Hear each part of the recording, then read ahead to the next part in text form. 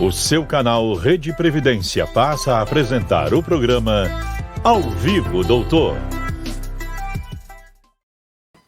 Olá, senhoras e senhores telespectadores. Sejam bem-vindos ao seu canal Rede Previdência.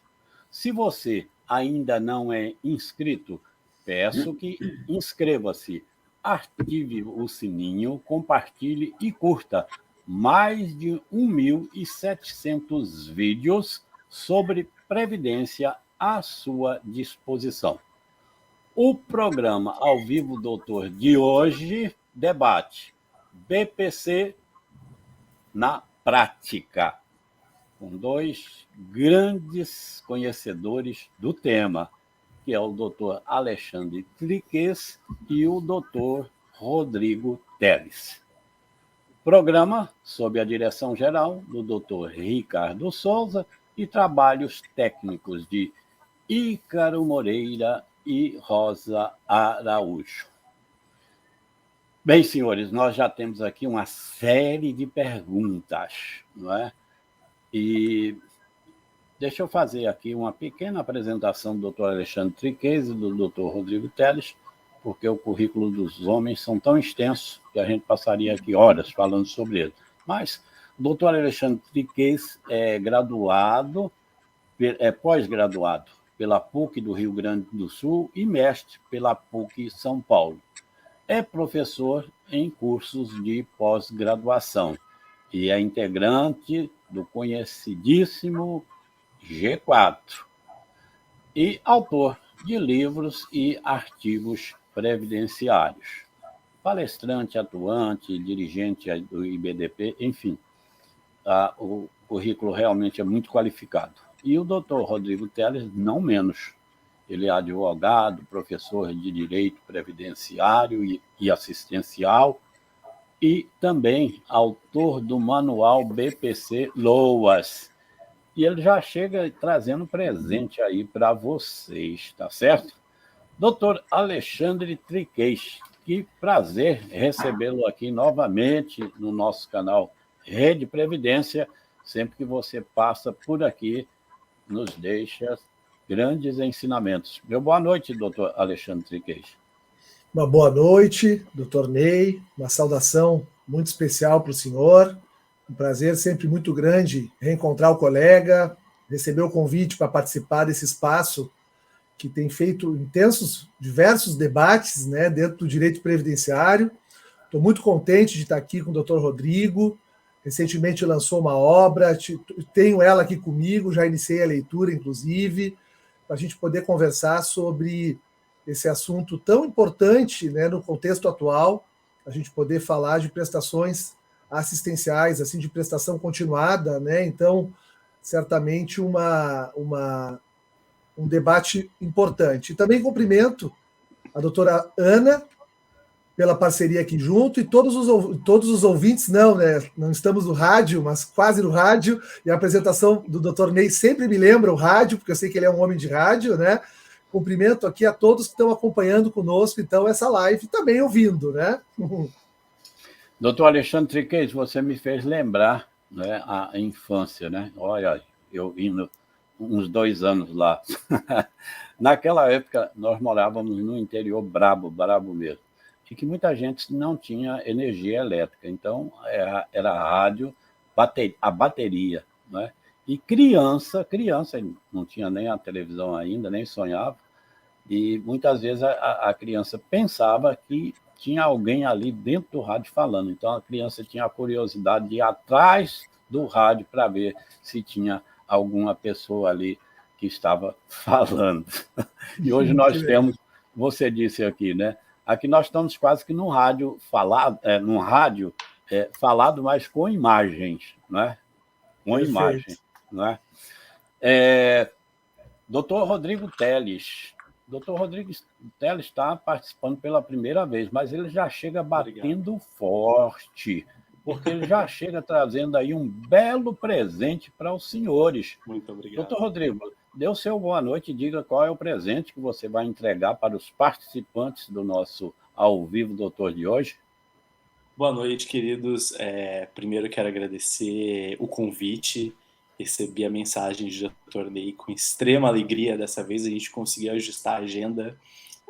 Minha queridíssima colega de profissão, doutora Ana Helena Portela também, e o professor Alexandre, que já tive a oportunidade de dizer para ele, vou reiterar aqui publicamente, antes e muito antes de eu me tornar professor, já li as obras do professor Alexandre, e hoje dividir uma bancada com você, professor, é de extrema honra. E, como o professor comentou, e vou aproveitar e dizer, eu tive a oportunidade de escrever o manual do BPC Loas, a minha advocacia é um contencioso de massa, de BPC Loas, dei aula e dou aula dessa matéria, e hoje nós vamos ter aqui o manual do BPC Loas, que vai ser sorteado junto ao nosso canal.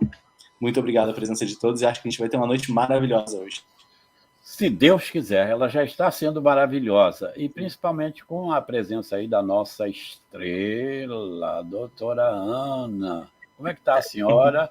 Feliz aí com a presença do doutor Rodrigo, do doutor Alexandre, e o pessoal aí já participando, hein? Quem já está aí conosco, doutora Ana? Tem muita gente já aqui participando conosco. Tem o Ramos Silva, de Caruaru, aliás, Cumaru. Tem o Jocelino Martins de Souza, Ronilson Villanova, inclusive já temos até perguntas aqui. Olha que bom, né? Doutora Ana, deixa eu contar um segredo. O Ramos Silva, eu conheço essa pessoa, muito competente, por sinal, é também um profissional de rádio, de televisão, além de exercer a advocacia, viu? Ele é da terra da jabuticaba, agora a jabuticaba não chega para a gente de jeito nenhum, viu, doutora? Mas não é possível. Mas pode prosseguir aí na sua fala. Pois bem, a emoção, não é, de estar aqui hoje, né, doutor Ney, junto com o doutor Rodrigo Teles e com o doutor Alexandre Triquez, meu Deus do céu, é muita honra, é muito conhecimento que a gente vai obter hoje. Vamos começar diferente hoje. Faça logo a pergunta do telespectador. Pois é, o nosso telespectador... Você vai direcioná-la para quem? Para o doutor Triquez. Ok. Vamos começar com o doutor Triquez. A pergunta é de Jocelino Martins de Souza. A contagem da renda familiar do BPC para pessoas deficientes que moram nos fundos do terreno, no caso do quintal, de uma casa separada, essa renda per capita, ela é considerada como um todo ou é por unidade, por casa? Doutora Ana e doutor Triquez, me permita, porque eu tenho já também uma pergunta aqui, quase nesse mesmo sentido, que a pessoa pergunta, olha, a família tem 2 casas no mesmo terreno.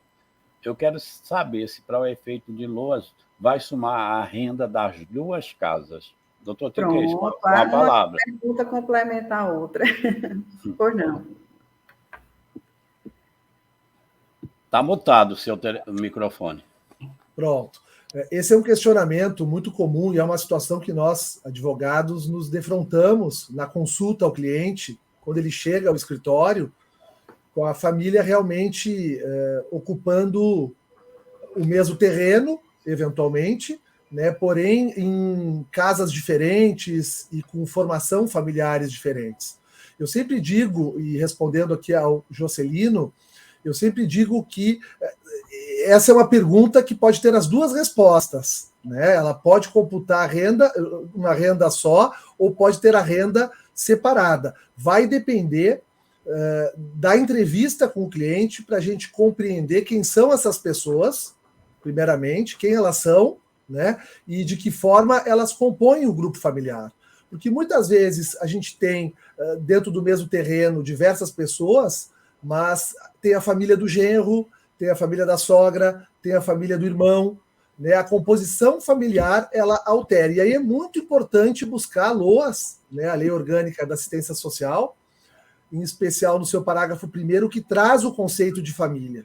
E ele é um conceito, digamos assim, taxativo, né? Então aqui traz, né, o requerente, o cônjuge ou companheiro, os pais, e na ausência de um deles, a madrasta ou padrasto, os irmãos solteiros, os filhos e enteados solteiros e os menores tutelados, desde que vivam sobre o mesmo teto.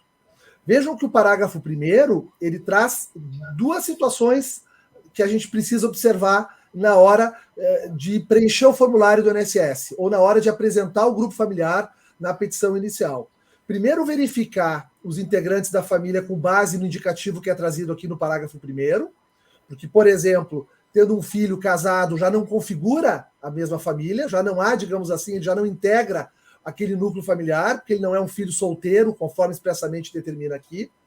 E eu também tenho que olhar a questão do teto, né? Há aqui muito claro no parágrafo 1º que devem residir sobre o mesmo teto. Agora, eu entendo que, se não residem exatamente sobre o mesmo teto, estão no mesmo terreno, e há uma característica, digamos assim, sociológica de uma mesma família, temos que considerar uma mesma família. Ela vai depender muito da forma como eles se comportam dentro do terreno, né? Inclusive, para esgotar essa pergunta, você lembrou bem, né? Precisa de ver a composição do que ele está considerando família, não é? Porque tem certas pessoas que, mesmo sendo família, até filhos não integram, né? Mas só para esgotar, né, eu diria o seguinte: suponhamos que um terreno com essas duas casas, em uma casa mora os pais e na outra casa moram filhos solteiros. Como é que ficaria a situação? Certo. Nesse caso, eu entendo que vai se configurar o mesmo grupo familiar. Eu entendo aqui a noção de teto como né, não necessariamente o teto físico, né, mas a forma como a família está se portando. Então, ali, na verdade, a gente tem dois ambientes familiares, mas que guarnecem uma única família, né, dentro do conceito de família trazido pelo artigo 20, parágrafo 1º da LOAS. Então, respondendo assim de forma bem objetiva. A gente teria que ver a consideração desse teto, né? No sentido restrito, né, seria só daquela casa, né? No sentido mais amplo, então, cobriria essas 2, 3 casas que tivessem nesse terreno, não é isso? Bem, obrigado aí, Juscelino, pela pergunta, não é? Muito boa, por sinal. E, doutor Rodrigo Teles, antes, Ícaro, você já tem pronto aí a imagem do livro que será sorteado, presente aí, do doutor Rodrigo Teles? Se tiver, mostre aí, por favor. Pronto, está aí na tela.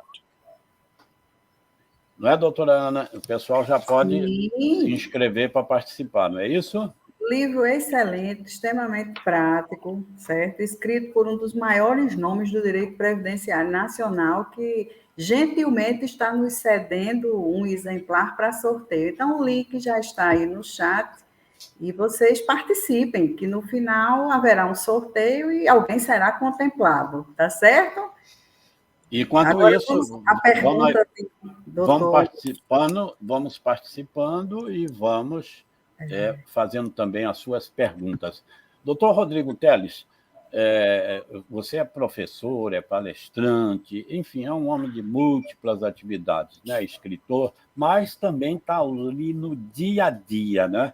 E eu tenho uma pergunta aqui que é o seguinte: o INSS erra muito na concessão de BPC? Bom, boa noite. Primeiro, muito obrigado, mais uma vez, reitero. E eu acho que não é do papel do professor nem do advogado previdenciarista fazer propaganda contra a administração pública.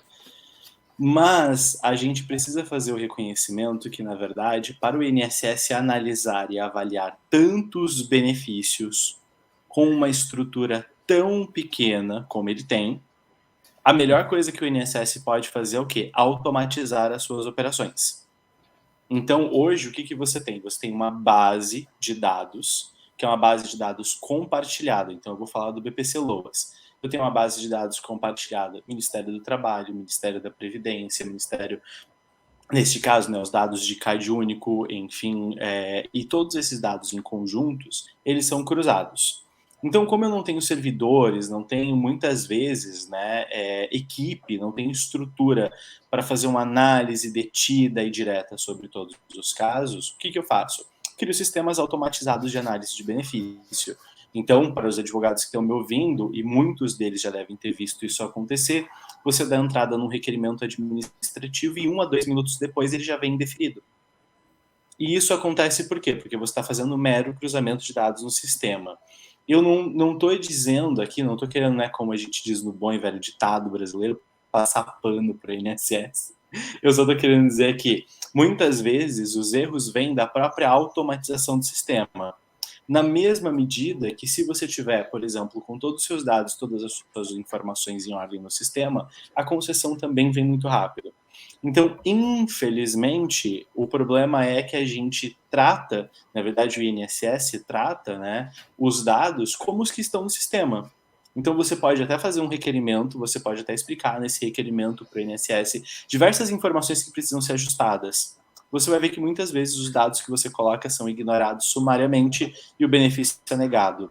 Então, se erra, eu acho, muito por essa análise muito automatizada do benefício. Hoje, no passado, quando ela não era automatizada, e muito se errava por interpretação da administração. Então, o INSS, de fato, erra, e erra muito. Erra tanto por uma interpretação que várias vezes é contra o próprio administrado, e erra também por sistemas automatizados de análise que não permitem, muitas vezes, né, que os próprios servidores façam análise das nossas petições, dos nossos dados e façam ajustes. Lembrando que, somado a isso, um judiciário que tem interpretação muito mais ampliativa do que a administração pública. Então, o judiciário é muito melhor para análise de BPC-LOAS do que a administração. Quando você coloca tudo isso no mesmo caldeirão e coloca para ferver, aí você descobre porque o INSS é o maior réu do Brasil. Muito bem, muito bem. Doutor Alexandre Triquez, o tema 185 do STJ e o tema 27 do Supremo Tribunal Federal fala, não é, naquela flexibilização, na demonstração da miserabilidade. Como é que está essa situação administrativa e judicial?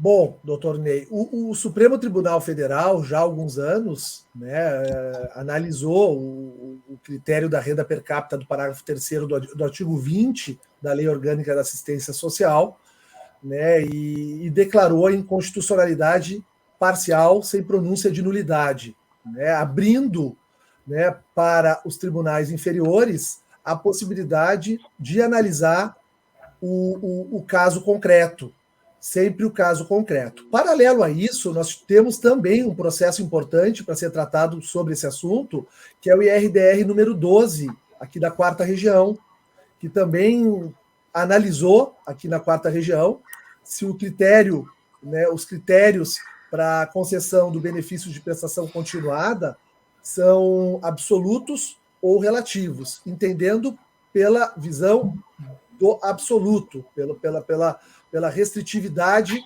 do que está previsto no artigo 20 da LOAS. O IRDR 12 ainda está tramitando, a bem da verdade a gente não teve o término do processo do IRDR 12. Então, o que se tem hoje na via judicial é sim a possibilidade de trabalhar o caso concreto, tanto para aquilo que está taxativamente colocado nas portarias do INSS, como, por exemplo, as portarias do Ministério, né, não do INSS, como a portaria número 3, por exemplo, que trata sobre o assunto, o desconto de gastos com tratamentos especiais, com fraldas e tudo mais, tanto com essas possibilidades taxativas que estão nos atos administrativos, mas também com critérios que podem ser construídos no processo judicial. Isso é bem importante. Temos muitas decisões em todas as regiões do país, né, até por força do tema 185 do STJ, né, temos muitas decisões, né, relativizando o rompimento do critério de renda per capita do artigo 3º do parágrafo 3º do artigo 20 da LOAS, pela análise do caso concreto, demonstrar que a situação é insustentável do ponto de vista social. Há um quadro de vulnerabilidade, às vezes em razão da doença, que é estigmatizante, às vezes em razão da baixa escolaridade, da questão fundiária, da onde se encontra aquela residência daquela família. Então, se os colegas pesquisarem na jurisprudência, vão verificar que sim.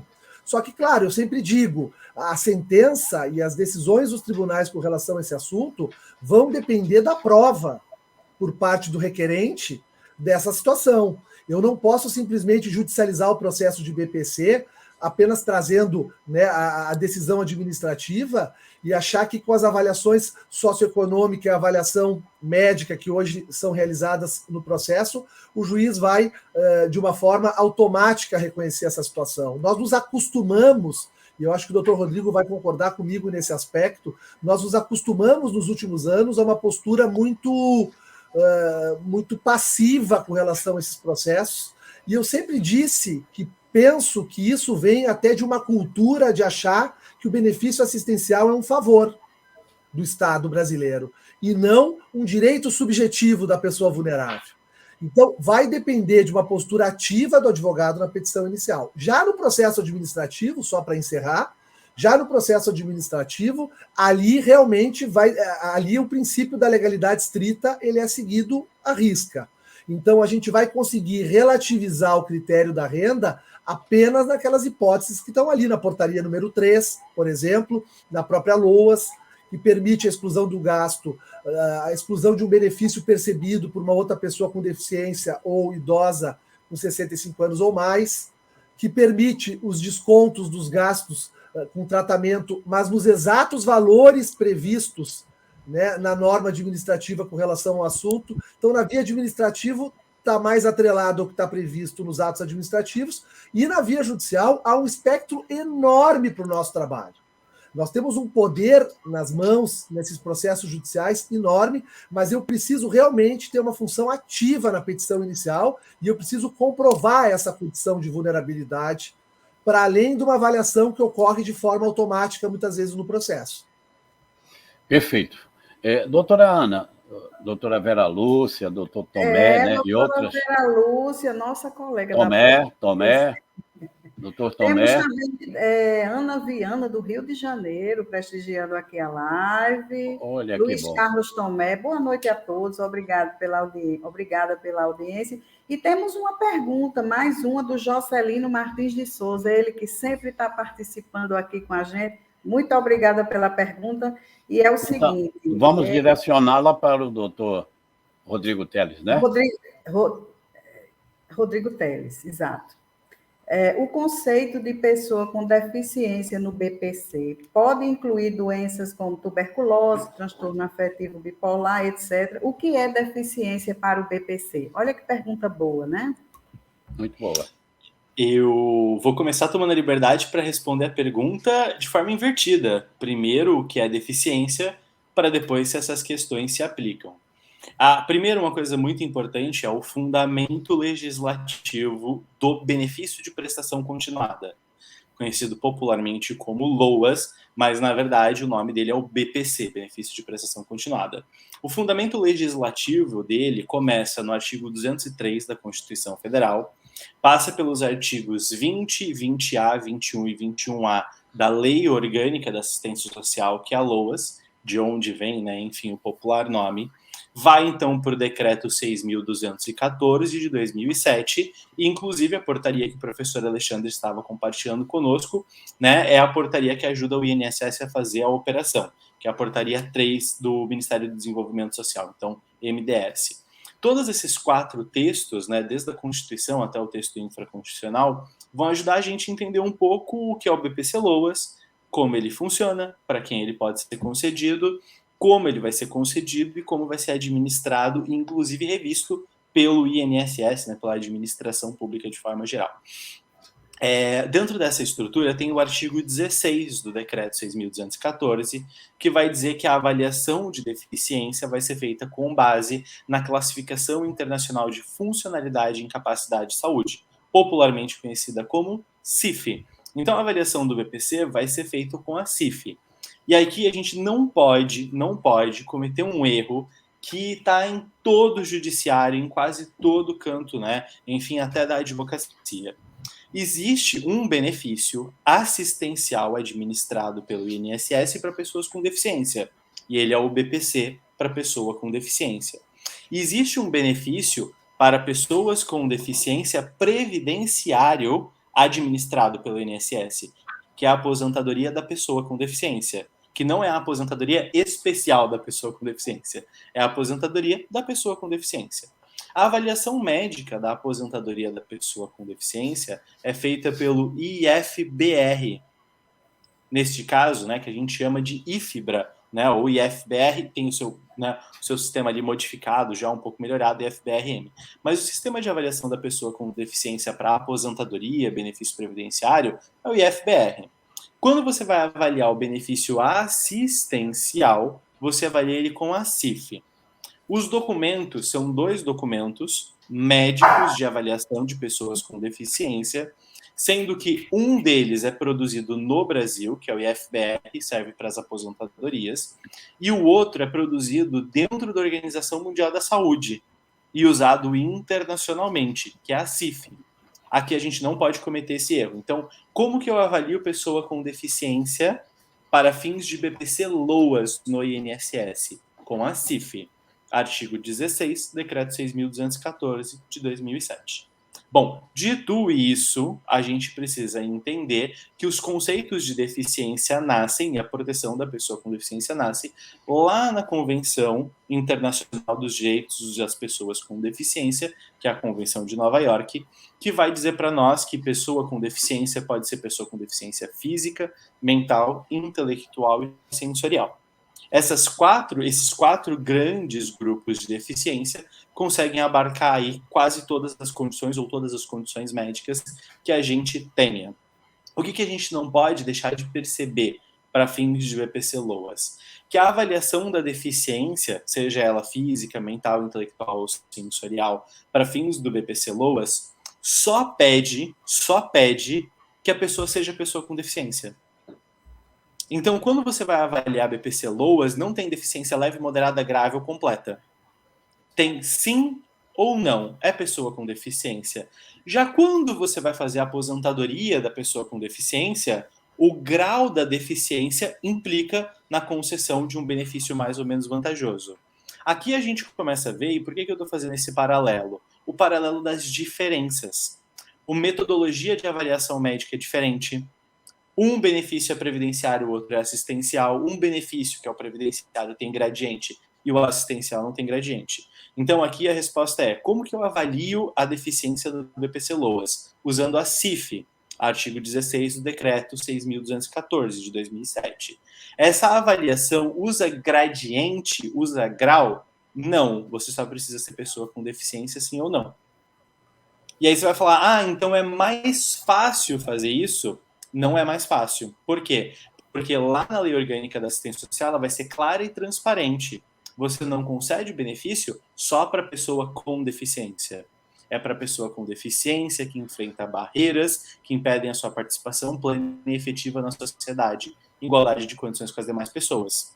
Então a gente começa a perceber que não é só falar assim, é pessoa com deficiência. Você tem que ir lá e fazer aquilo que o Dr. Alexandre estava falando para nós. Você tem que observar que BPC-LOAS não é olha, um agrado do Estado para você, pega aqui e vai para casa. Não, é seu direito. É seu direito como cidadão, é seu direito como pessoa que está protegida como grupo de pessoa idosa ou de pessoa com deficiência, ambas numa condição que é das mais graves dentro do sistema capitalista, que é a de miserabilidade. Se você vive num sistema de capital e você não tem dinheiro, você está prejudicado. Então, dentro dessa estrutura, a gente tem essa proteção. E aqui, o que é muito importante não se esquecer? Que essa pessoa tem que comprovar esses requisitos, e um dos requisitos, né, obviamente, é a condição médica. Então, pode, por exemplo, a tuberculose, pode uma condição, pode outra. Quando a gente vai para a CIF vai falar que existe um padrão médio esperado para a funcionalidade da população humana. Então, traduzindo, espera-se de forma média que todas as pessoas falem, que todas as pessoas ouçam, que todas as pessoas vejam, que todas as pessoas andem. Esse é o padrão médio esperado para a população humana. Tudo que foge ao padrão médio, tudo que foge, né, ao padrão de funcionalidade, vai poder ser reconhecido como uma condição de deficiência. Só que por si só... Doutor Ney? Objetivamente falando aí, para satisfazer quem está lá do outro lado, está ansioso pela resposta, se, não é, a doença provoca essas incapacidades, não é, que provocam, inclusive, a dificuldade na transposição de certas barreiras, ela poderá ser considerada como deficiência para se chegar no BPC-LOAS, correto? O que a gente só não pode deixar de lembrar em todos os momentos é que, para fins do BPC-LOAS, o que está sendo solicitado para nós é que se analise a condição médica e que se veja se a pessoa tem não só a questão de capacidade e incapacidade, mas também de funcionalidade. Porque o que a CIF vai falar? Ela vai falar que a deficiência pode ser na função ou na estrutura do corpo. Traduzindo, todas as pessoas nascem, espera-se que elas nasçam com os 2 braços. Você nasce sem um deles. Isso é uma deficiência de estrutura. Mas se espera que todas as pessoas que têm os 2 braços tenham força e movimento nele. Às vezes você tem o braço e não tem a força e o movimento. Isso é uma deficiência sobre função. Essa análise feita sobre todas as óticas, ela serve sim para poder dizer o seguinte: sim, você não tem um funcionamento médio esperado. Isso é uma condição de deficiência. Mas se você falar assim, isso é o suficiente para considerar o BPC-LOAS, não é. E aí, doutor Ney, volto para o seu comentário e encerro aqui a explicação da seguinte forma: só ter um funcionamento médio diferente do esperado da população, do padrão médio, não é o suficiente. Você vai ter que concatenar, você vai ter que usar em conjunto os conceitos de barreiras, que estão na Lei Brasileira de Inclusão. Você vai ter que usar o conceito de impedimento de participação plena e efetiva na sociedade em igualdade de condições com as demais pessoas. E com isso, vai ser feito aquilo que nós determinamos, que é a avaliação biopsicossocial, que é a avaliação completa do indivíduo, feita inclusive por equipe multidisciplinar, porque vai ser feito tanto neste caso específico, né, pelo médico, como pelo assistente social, que vão ter funções específicas, inclusive funções em conjunto de análise. Então, e nós vamos sim, falar uma tuberculose, dela hoje. Sim, então, uma condição de tuberculose, uma cardiopatia grave, uma nefropatia grave, por exemplo, uma lesão que gera, por exemplo, algum tipo de sequela. Várias condições médicas geram o direito à concessão do benefício, mas não é só a condição médica. Você tem que concatenar ela, ajustar ela com todas as outras condições. Por isso que o BPC-LOAS ele tem que ser feito com muito cuidado, para que você não chegue lá, só junte o documento médico e fale, olha, tá aqui, tem a condição. Não é assim que é feito. BPC-LOAS é um benefício extremamente complexo e demanda muito estudo. E cuidadoso, doutor Rodrigo Teles é por demais, conhece muito bem e faz questão de aplicar os seus conhecimentos para ter bons resultados, não é? É o que nós também devemos fazer. Doutora Ana, estou vendo que tem aí mais perguntas, mais gente participando. Vamos sempre dar preferência, às perguntas. Ícaro, nós temos aí um brinde para quem está participando, é verdade, Ícaro? Bote aí na tela para a gente. Pois é, olha aí, o livro gentilmente cedido, né, pelo professor Rodrigo Teles, o título é Manual do BPC, Benefício de Prestação Continuada, LOAS, e o link está no chat. Participem, pessoal, que no final haverá um sorteio e alguém será contemplado com esta bela obra. Agora, vamos fazer a pergunta. Doutora Ana, nós vamos fazer as perguntas, só que Ícaro também quer fazer um convite aí para quem está assistindo o nosso ao vivo, doutor. Então, vamos ver o convite que Ícaro vai fazer e aí você entra aí nas perguntas, tá certo? Distribuindo uma para o doutor Alexandre Triquez, outra para o doutor Rodrigo e vamos em frente. Ícaro, por favor, faça o convite. Quer ter informações privilegiadas na palma da mão? Participe agora do Clube de Descontos da Rede Previdência. No nosso Clube de Descontos você vai encontrar informações privilegiadas sobre regime próprio de previdência social e também regime geral de previdência social. No Clube de Descontos você também tem acesso à revista Informação e Conhecimento com um catálogo da nossa programação da Rede Previdência dividido por tema, professor e com o link de acesso. Tudo para facilitar o seu estudo. Sem falar em um artigo maravilhoso por mês nesta revista, e também acesso antecipado a novos cursos e condições especiais para quem faz parte do clube. Agora vou te explicar como faz para participar e ter todos esses benefícios. São 3 grupos no Telegram e WhatsApp, um para os temas de RGPS, outro para os temas de RPPS, e outro, com todos os temas, RPPS e RGPS. Basta utilizar o QR Code que está na tela ou acessar o link que está na descrição, escolher o grupo desejado e pronto. Participe agora do Clube de Descontos e garanta todos esses benefícios. Muito bem. Doutora Ana, com a palavra, vamos aí às perguntas, por gentileza. Vamos, temos uma pergunta de Vera Lúcia. Vai dirigi-la para o doutor Triquez. Dirigida para o doutor Alexandre Triquez. Ela pergunta se esposa e marido podem receber o BPC Loas.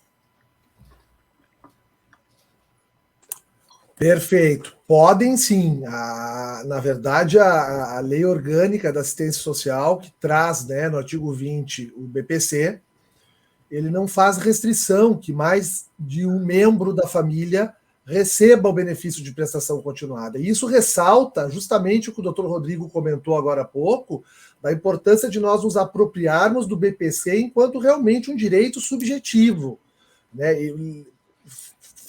Precisamos muitos anos, se for necessário, muitos anos para a gente começar a enxergar dessa forma o BPC, e principalmente as mudanças trazidas com a própria Convenção de Nova York de 2007 e as mudanças trazidas mesmo no âmbito do procedimento administrativo do BPC. Então, não há limitação. Eu preciso perseguir os requisitos que estão previstos no artigo 20 e nos atos administrativos que regulam o BPC, e eu conseguindo enquadrar nesses requisitos, seja no critério de pessoa com deficiência e no critério da renda per capita, ou se for o BPC para o idoso, apenas no critério da renda per capita, aplicando as exclusões que estão previstas nesses atos administrativos, não há nenhum empecilho de que mais de um membro da família receba o BPC. É plenamente possível. Até 3 membros da família receber o BPC, se for o caso, logicamente, havendo o preenchimento dos requisitos. Temos outra pergunta também, doutor Ney, da doutora Daniela Oliveira. Vamos para o doutor Rodrigo Teles. Olha ele lá com uma vontade louca de trabalhar. Olha lá. Ela pergunta assim, em relação aos critérios analisados na perícia biopsicossocial, quando o perito reconhece o impedimento e entende que a deficiência é de grau moderado, mas mesmo assim o INSS nega, qual é o fundamento? Acho que o que ela está querendo perguntar aqui é como se pode atacar isso, né? Essa questão aí. Tive a sensação que a pergunta final de qual o fundamento seria qual o fundamento para haver reconhecido a deficiência ainda assim ter negado, né? Então, de onde talvez possa ter sido essa interpretação, me pareceu. Né? Como assim, gente? O perito reconhece a condição de deficiência, mas ainda assim o INSS nega. E aqui, a priori, a gente precisa aproveitar a pergunta que o Dr. Ney fez, a primeira pergunta que eu tive a oportunidade de responder parece que o INSS erra? Não parece? Erra mesmo? Veja, é um benefício cuja avaliação não carece de grau de deficiência para concessão. O BPC Loas, não. Na aposentadoria da pessoa com deficiência, o sistema de pontuação indica o grau da deficiência, e o grau da deficiência, quanto mais alto, permite a concessão, né, enfim, menor ali, em menos tempo, do benefício. Aqui, sim, a aposentadoria da pessoa com deficiência tem essa questão dos graus, mas o BPC Loas, ele não tem. E conforme o BPC Loas não tem essa questão dos graus de deficiência, ele tem sim ou não reconhecimento da condição de deficiência, careceria, então, do direito ao reconhecimento do benefício.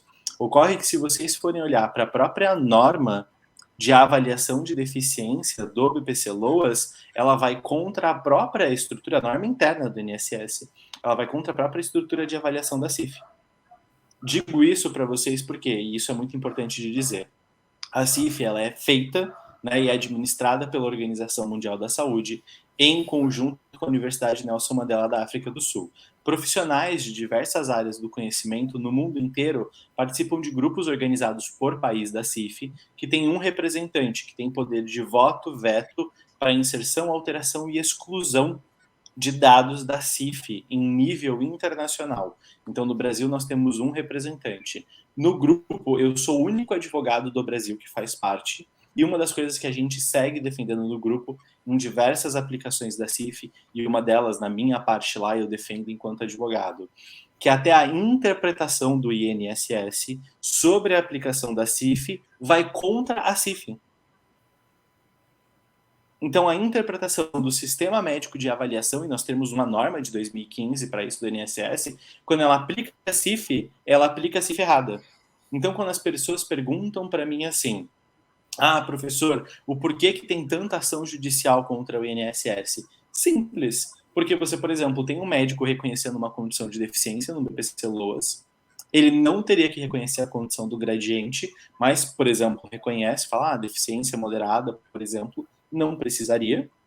E ainda assim você tem a administração indeferindo, né, não reconhecendo aquela condição de deficiência. E principalmente porque, volto a dizer, se vocês forem analisar a forma como o sistema médico do INSS avalia benefícios de prestação continuada de acordo com a CIF, que é de acordo com a CIF, conforme o artigo 16, não se aplica. Vou dar um dos exemplos mais básicos para vocês. Eu tenho dezenas, nós temos mais de 2.500 processos na teleadvocacia, e eu tenho dezenas e dezenas e dezenas de processos cuja avaliação, não só no INSS, mas também no judiciário, feitas pelos médicos, está errada. No INSS, eles simplesmente indeferem e mandam para frente, e aí você judicializa, e no judiciário, nós precisamos, todas as semanas, explicarmos para os juízes, estamos cansados disso, de como os próprios médicos dos juizados, nesse caso do que nós atuamos, fazem as perícias erradas, aplicando inclusive critérios de avaliação de aposentadoria da pessoa com deficiência no judiciário para o BPC-LOAS, usando critérios, por exemplo, de pontuação 25, 50, 75, 100 pontos. Critérios totalmente errados. E aí, inclusive, quando nós impugnamos até essas perícias no judiciário, os juízes passam por cima das nossas impugnações, entendem que a gente está querendo discutir com o médico, quando na verdade a gente está falando sobre o critério de avaliação e não sobre a decisão individual do médico. Isso faz que a gente tenha que recorrer, chegar lá em sustentação oral e falar assim, então, se você pega aquele negocinho, aquele brinquedo de criança, triângulo, bola, estrela e quadrado, e você tenta encaixar uma coisa na outra, ela não vai. É o que está fazendo aqui. Se você não é didático nem com o INSS e nem com o judiciário, muitas vezes, você pode até em sede de processo judicial perder o processo do seu cliente. Tanto é que o manual do BPC-LOAS, que está aqui inclusive para sorteio, tem 400 páginas. Das 400 páginas, 150 é só de avaliação de deficiência. De tão importante que é esse tema. Porque muitas vezes você está perdendo o processo porque você está impugnando o laudo, e ao invés de impugnar o laudo falando sobre a forma, o que faz com que o juiz retroceda e analise a sua impugnação, fica parecendo que você está impugnando o conteúdo do laudo. Você é advogado, o cara é médico, e aí parece que você não tem ingerência sobre o tema. Então a gente discute isso no livro, inclusive para poder falar o quê? Não discute o conceito do laudo, não discute a interpretação do médico, discute a metodologia, e fala assim, se a metodologia está errada, o laudo inteiro está viciado. Então a gente discute isso muito, investe muito nesse tema no BPC-LOAS, no escritório principalmente, para poder garantir o quê? Garantir que a gente tenha esse reconhecimento justo da condição. Mas vocês não vão encontrar um ambiente favorável no INSS e vão encontrar um ambiente mais favorável no judiciário, sim. Mas ainda assim, em ambos os casos, vai demandar muito conhecimento da nossa parte para fazer um reconhecimento justo do direito do cliente. Porque, principalmente no INSS como no judiciário, com milhões de pessoas pedindo benefícios e poucos servidores, eu particularmente aprendi isso. Para você cair na vala comum, é 2 segundos. Então, se você quer se destacar, você precisa de um bom advogado. E você é um bom advogado porque você destaca o seu cliente dentro da multidão.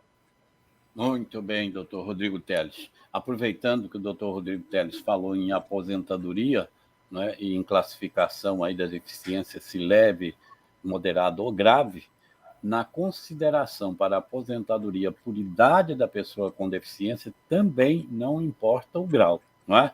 Aquele requisito mínimo de 60 anos de idade para o homem, 55 para a mulher, né? E 15 anos, no mínimo, de contribuição. Se foi como grave, moderado ou leve, não importa. Doutora Ana, vamos prosseguir aí, né? Vamos dar trabalho para o doutor Triquês, que ele já tomou o chimarrão dele, já mordeu ali um pedaço de churrasco do Rio Grande do Sul. Então, vamos Terra voltar para trabalho. boa, Rio Grande do Sul, saudade daí, pretendo voltar. Enquanto isso, o pessoal aí prestigiando, né, a nossa live, não é isso, doutora? Temos aqui a Carmen Travassos, que inclusive está perguntando como faz para adquirir o livro do Dr. Rodrigues. Olha, Carmen, estamos fazendo um sorteio hoje, ele gentilmente nos cedeu um exemplar, e você pode participar, e é só se inscrever no chat, tem o link, você se inscreve, quem sabe você não é contemplada. Ana, e o Marquinhos Livreiro, que agora está com parceria com o Luiz lá da Lujur, não perdeu tempo, botou aqui no zap para mim. Doutor Ney, eu tenho esse livro à venda, viu? Olha aí, Carmen, vamos colocar a Carmen, se você não for a Mas depois nós vamos... Coloca você em contato com o Marcos Livreiro. Mas depois nós vamos pedir orientação aí ao doutor Rodrigo, como adquirir esse livro também. Vamos botar o doutor Alexandre para trabalhar. Doutor Alexandre Triquês, a pergunta, eu acho que é a pergunta que muita gente sabe e quer saber. Jocelino aqui, mais uma vez, nos ajudando aqui, ele pergunta, a renda per capita do BPC é 1/4 do salário mínimo por pessoa ou meio salário mínimo? Porque houve uma mudança e finalmente a gente quer saber, doutor Alexandre, finalmente, qual é qual é o critério? É 1/4 do salário mínimo per capita ou meio salário mínimo? Doutor Alexandre Triquês, nosso tempo já está curtinho, viu? Então, quero abusar aí do seu poder de síntese e aproveitar para responder essa pergunta e também dizer da sua vitória lá no STF, por favor. Claro, claro. Respondendo específico à pergunta do Jocelino, o critério ele é 1/4 do salário mínimo, né? Então, o critério é renda per capita igual ou menor do que 1/4 do salário mínimo. Lembrando que o Supremo Tribunal Federal declarou a inconstitucionalidade desse decreto, desse critério, e em razão disso a gente tem uma ampla possibilidade de comprovar, principalmente na via judicial, porque os tribunais, a administração pública, ela ainda não criou mecanismos, digamos assim, na minha visão, pelo menos, mais claros para que a gente possa ter essa relativização na via administrativa também, que são só os critérios que estão previstos em atos administrativos de exclusão de renda, né? Então, o critério é 1/4, não é 1/2. Já tivemos algumas tentativas de aumentar o critério para 1/2 do salário mínimo, mas, via de regra, sempre que isso aconteceu, não foi regulamentado, inclusive foi objeto de veto presidencial. Então, o critério que está valendo, o critério que a gente tem hoje na lei, é o critério de 1/4. Com relação ao tema que o doutor Ney referiu, o doutor Ney está referindo do tema 173.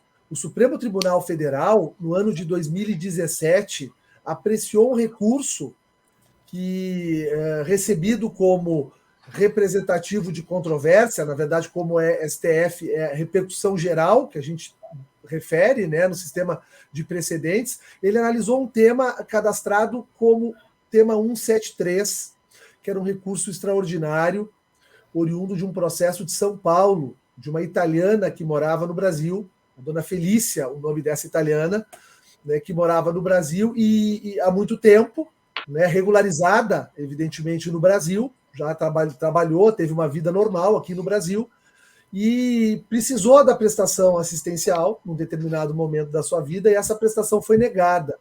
Porque, apesar do texto constitucional, do artigo 203, dizer que a assistência social é devida a quem dela necessitar e estiver residindo dentro do território brasileiro, as normas do INSS, as normas administrativas e também o próprio decreto que regulamenta o BPC, ele veda a concessão desse benefício para estrangeiros residentes no país, com exceção daqueles de nacionalidade brasileira.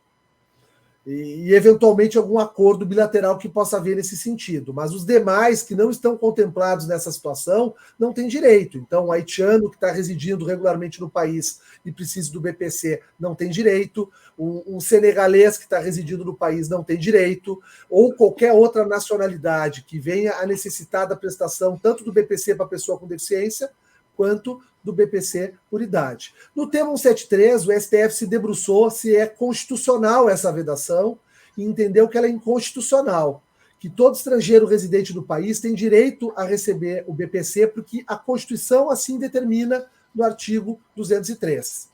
Só que esse tema ainda não está suficientemente regulamentado nas normas administrativas. E pasmem, o nosso Estado, lamentavelmente, né?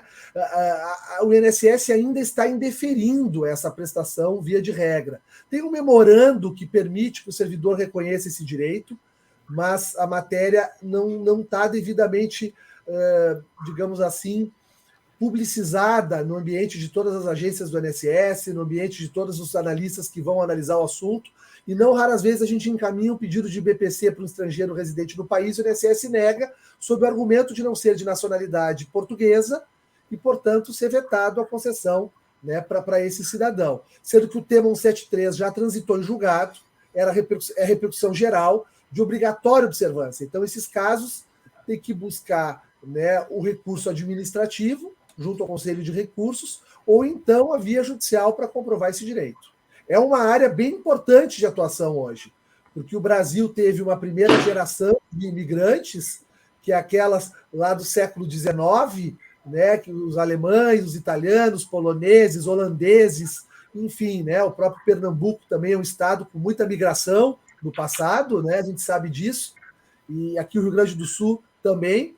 Mas agora a gente vive um outro contexto de migração no país, de 10 anos para cá, que são muitos venezuelanos, haitianos, senegaleses, afegãos, que muito provavelmente ali na frente vão estar precisando da prestação, né? E a gente precisa estar atuando aí na defesa deles, porque o STF diz, né, de forma expressa no tema 173 que eles têm direito ao BPC da LOAS. Muito bem, doutor. Doutor Ney, posso aproveitar só? Me permitam, eu sei que a gente está com horário curto, mas o doutor Alexandre queria contar que cada um de nós... Não, cada um de nós sofre nos nossos tribunais. E aqui na terceira região, o negócio é o seguinte: os juízes e os desembargadores cansados do INSS negando benefícios para estrangeiros assentaram em entendimento, antes inclusive da obrigatoriedade do prévio requerimento administrativo, de um conceito chamado lide presumida previdenciária. Em se tratando de estrangeiro, o Tribunal da Terceira Região, antes do prévio requerimento administrativo, já tinha entendimento pacificado no TRF3 de não haver nem necessidade de ir ao INSS para pedir o benefício para o estrangeiro. Venha para a Justiça direto, que aqui a gente concede. Muito bem. Doutora Ana, Marivone, Alice, tanta gente com a gente, não é? Estão aqui conosco Maria Guerra, Marivone... Maria Guerra parece que tem uma pergunta, não é isso? Tem, Maria Guerra e Marivone. Tem uma pergunta, são duas perguntas, mas basicamente a mesma coisa. A então Marivone, vamos passar lá para o doutor Rodrigo e vamos pedir a ele que ele vai mostrar para a gente agora o poder de síntese dele. Vamos lá. Cortado, ela diz assim, dona Marivone diz assim: cortado o BPC do meu filho, porque eu sou mãe e me aposentei por idade. E a Maria Guerra também é uma pergunta mais... Não é bem uma pergunta, é uma colocação. Ela faz assim, ela diz assim: minha filha teve o BPC suspenso em março de 2020 só porque o pai se aposentou, recebendo um pouco mais de um salário mínimo. Então, são duas perguntas, duas afirmações aí correlatas. Aí eu gostaria que o senhor comentasse, doutor Rodrigo, por gentileza.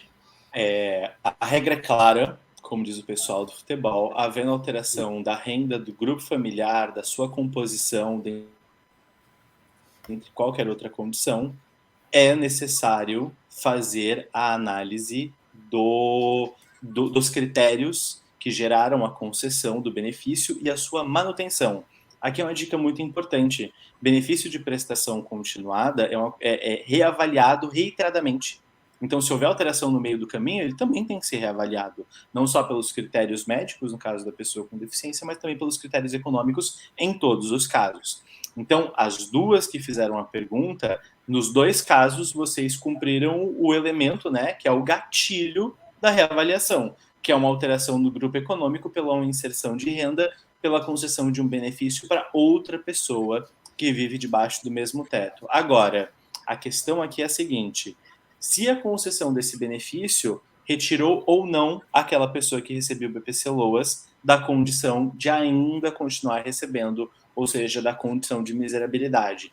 Às vezes o que a gente vê muito é a pessoa recebe o BPC-LOAS, está num grupo familiar, e eles ainda estão passando por muita dificuldade, porque o BPC-LOAS tem o limite de um salário mínimo mensal. Então aí tem que ser feita uma análise para muito além do critério matemático, soma-divide, mas para o caso concreto, que inclusive é a coração do tema 185 e do tema 27 do STJ e STF, respectivamente.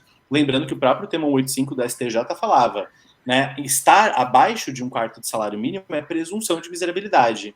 Estar acima é relativização com necessidade de comprovação no caso concreto. Tanto é que hoje, inclusive, tem duas súmulas, sendo uma delas, duas súmulas muito importantes de BPC na TNU, sendo uma delas a de obrigatoriedade, ou de laudo socioeconômico, ou de pelo menos um mandado de constatação para analisar o caso concreto. Então, as duas peço que analise se a concessão desse benefício retiraria sim ou não o grupo familiar da condição de miserabilidade, e se não retirava, que busquem os seus direitos. Isso é uma coisa que eu vejo muito no INSS. Corta simplesmente porque tem uma renda nova, sem analisar o caso concreto daquela família. Tudo bem? Isso aí. E as pessoas também deixam de informar, né, lá no CAD único, né, quando há modificação da renda. E isso, pessoal, é um alerta, é um motivo para tantos cortes que está havendo por aí. Bom, doutor Alexandre Tequês, nós sabemos que o sonho de quem recebe o BPC é receber 13º salário e também poder deixar a pensão por morte, não é? Mas há, inclusive, pessoas que recebem o BPC que, às vezes, até já contribuíram durante muitos anos, não é? E essas pessoas querem continuar contribuindo para ter direito à aposentadoria. Aí vem aquele questionamento, ela vai poder contribuir só com 5% ou vai ter que ser mesmo com 11%? Doutor Alexandre? Então, a contribuição ela é possível, né? Ela é possível. O único cuidado que tem que se ter no momento de fazer a contribuição é justamente não realizar a contribuição na condição de microempreendedor. Até o doutor Rodrigo me corrija se eu estiver errado com relação a esse assunto, mas esse é um tema bem importante, por sinal, porque é uma possibilidade da pessoa poder, inclusive, mudar a política, né, e sair da proteção assistencial e ir para a proteção previdenciária.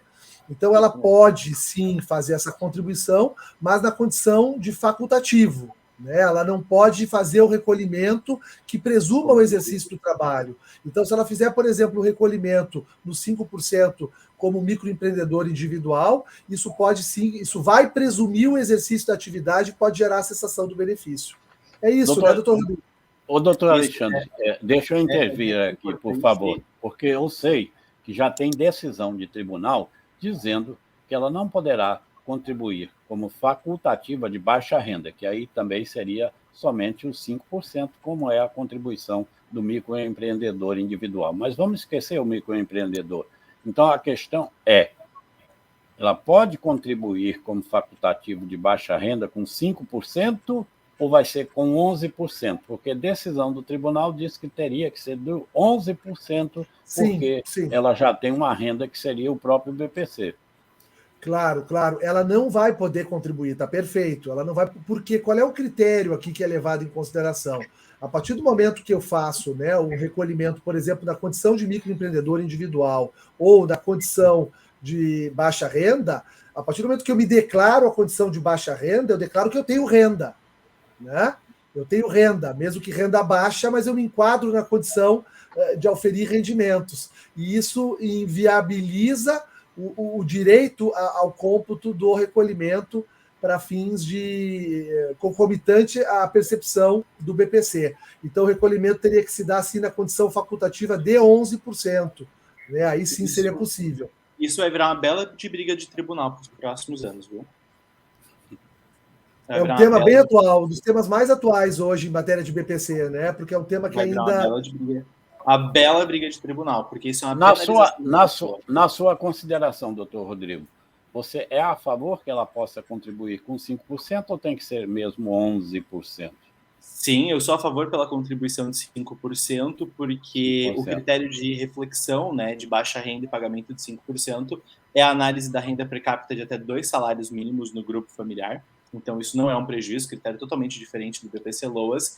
E, além disso, esse é um direito reconhecido no PSPS, que é o Plano Simplificado de Previdência Social, e consta no artigo, no parágrafo 12º do artigo que regulamenta o RGPS, direito constitucional, inclusive direito constitucional pautado e baseado pelo princípio da universalidade, né, de acessibilidade ao sistema para que as pessoas possam contribuir, e ainda lembrando que é mecanismo e política de acesso ao regime geral e ao sistema contributivo para recebimento de benefício previdenciário no futuro e não de benefício assistencial. Então, essa penalização por quem contribui com 5%, mesmo como facultativo, porque a contribuição sempre tem que ser como facultativo, nunca como individual, nem como MEI.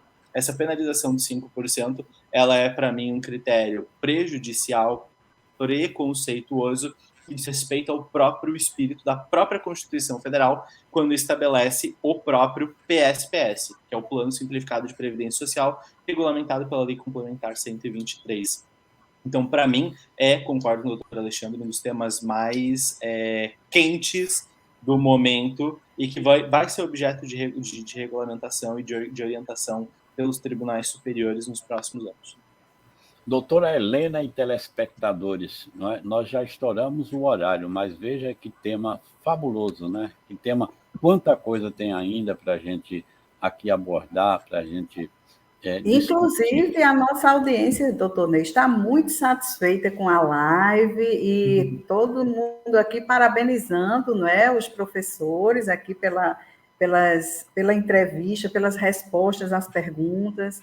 Né? Isso é muito positivo. Que coisa boa, né? É sempre positivo também, doutora Helena, citar o nome de pessoal, né, que estão participando por aí. Sim, né? Sim.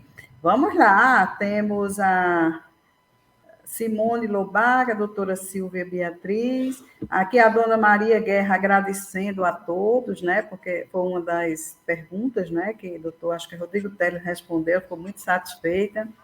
E é isso. Entrou aqui agora a Ivani Duarte. E vamos ao sorteio, né, doutor Ney, do livro? Inscreva-se um minutinho só para ele terminar de se inscrever para poder participar.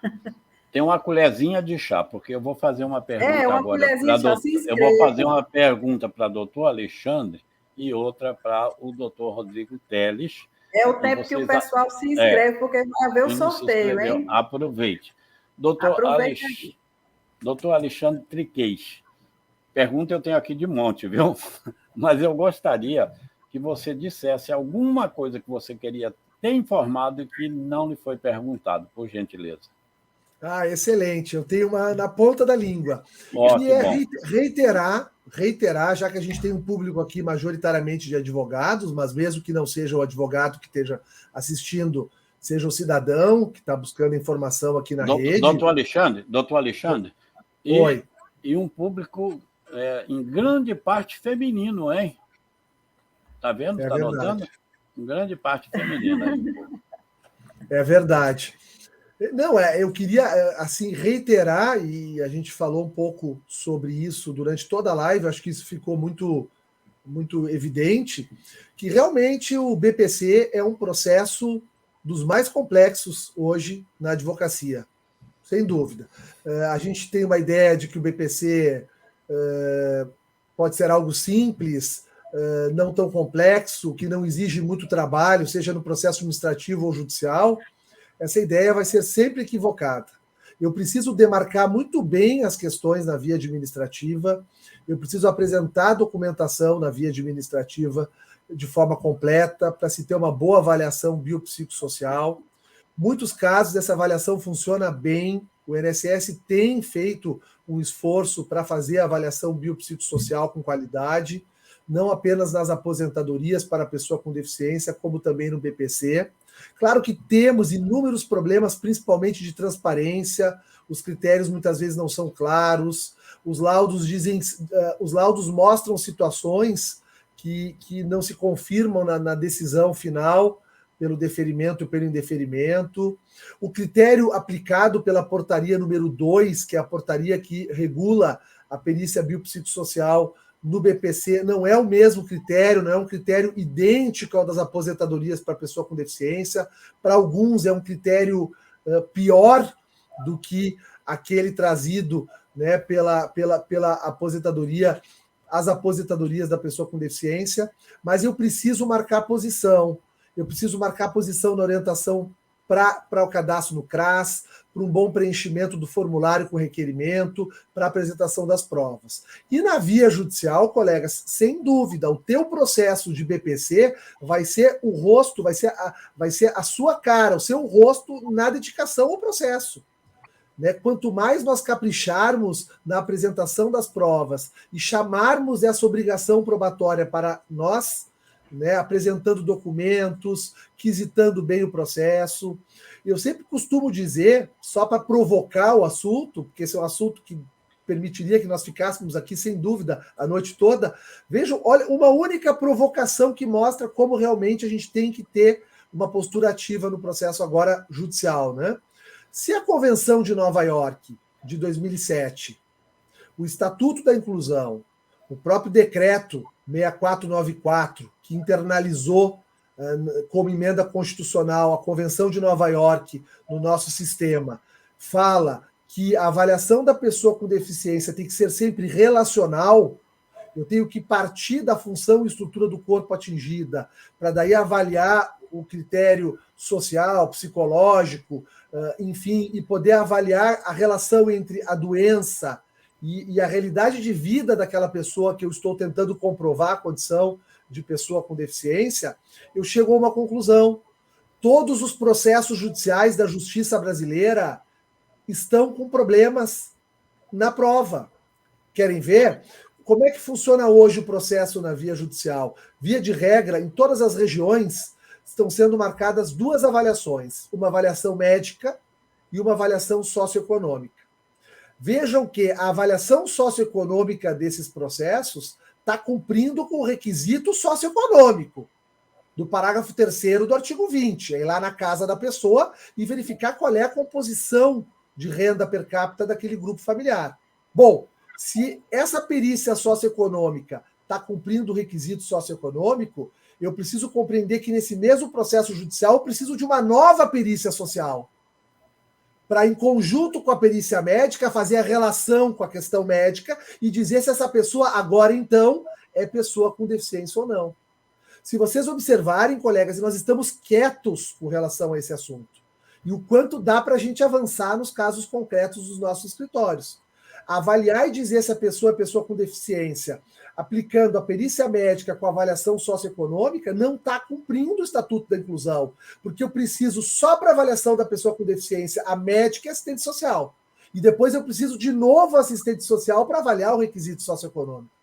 Bom, se o magistrado disser que não tem dinheiro para tanta perícia, então ele que faça a avaliação socioeconômica e não designe mais, então, a perícia social para fazer a aferição de renda per capita. Ele faz no seu próprio gabinete, com a sua assessoria, a planilha dos gastos, ele já tem os critérios objetivos traçados pela lei e pela jurisprudência, e dedique a avaliação social do processo para cumprimento da Convenção de Nova York, que não está sendo cumprida.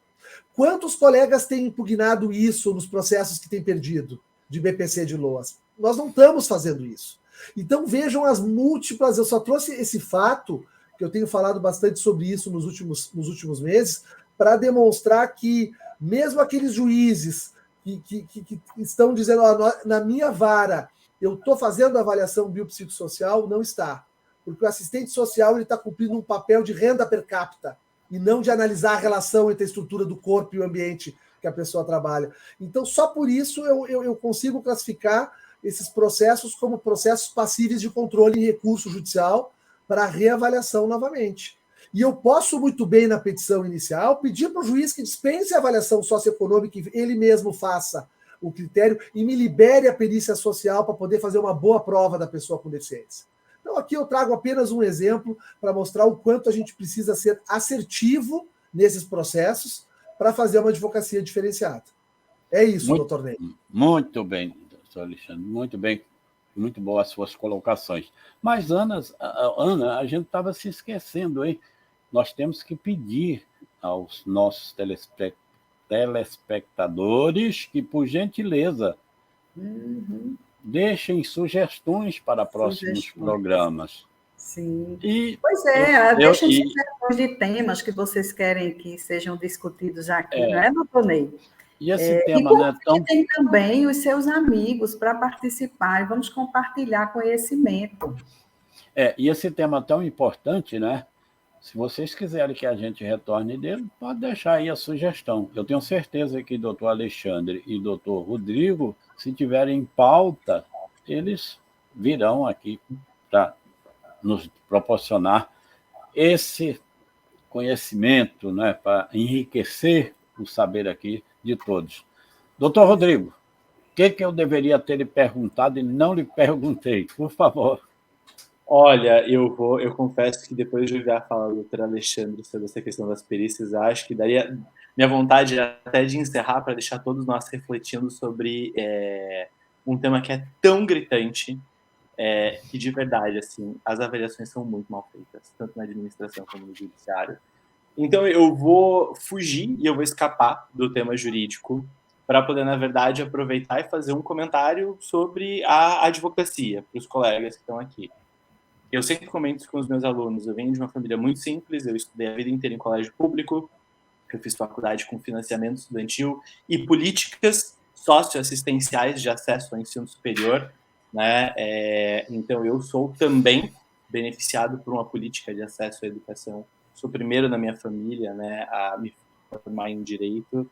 E eu, no começo, quando eu fazia meu PC Loas, eu via que os meus clientes eram pessoas que tinham muito mais dignidade, muito mais oportunidade através de uma política pública. E por isso que eu me tornei tão voraz e tão feroz em defender o direito dessas pessoas. Porque eu já tinha experimentado que ia ser beneficiado por uma política pública. Enquanto eles eram emancipados da fome, eu era emancipado do não acesso à educação. Então eu vivi, obviamente, uma experiência diferente a essa questão. Anos depois, e com quase 10 anos de advocacia hoje, e 2.500 clientes a mais na Telesadvocacia no meu escritório, eu descobri que não foi só eu que mudei a vida dos meus clientes, eles mudaram a minha. E hoje eu saí de não ter dinheiro para fazer uma faculdade para poder pagar a faculdade daqui para próximos 300 anos. Não que eu vá fazer mais 300 anos de faculdade, eu não escolheria isso para mim. Mas a questão é a seguinte, já tive o suficiente com o curso de Direito. Mas hoje eu vejo isso. BPC Loas, ele não gera só impacto social na vida do cliente, ele gera impacto social na vida do advogado. E é, para mim, uma das poucas advocacias que você pode estufar o peito e dizer: você está mudando a sua vida e a vida do seu cliente e a vida das pessoas ao entorno dele enquanto você faz isso. Digo para vocês porque 83% da operação da Telesadvocacia hoje, até hoje, é BPC Loas. Os outros 10% é aposentadoria e uma menor parte são benefícios por incapacidade.